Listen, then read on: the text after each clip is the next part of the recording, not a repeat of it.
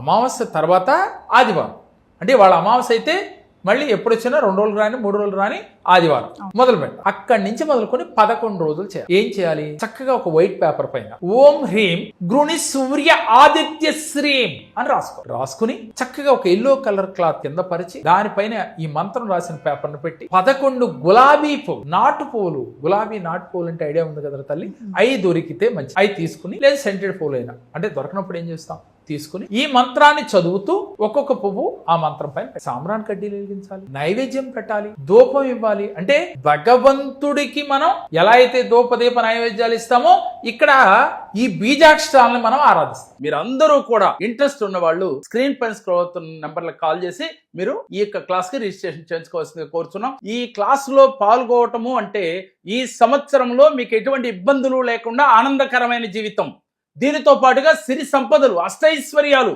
అన్నీ కూడా మీరు పొందవచ్చు. మీకు ఇంట్రెస్ట్ ఉంటే రిజిస్ట్రేషన్ చేయించుకోండి.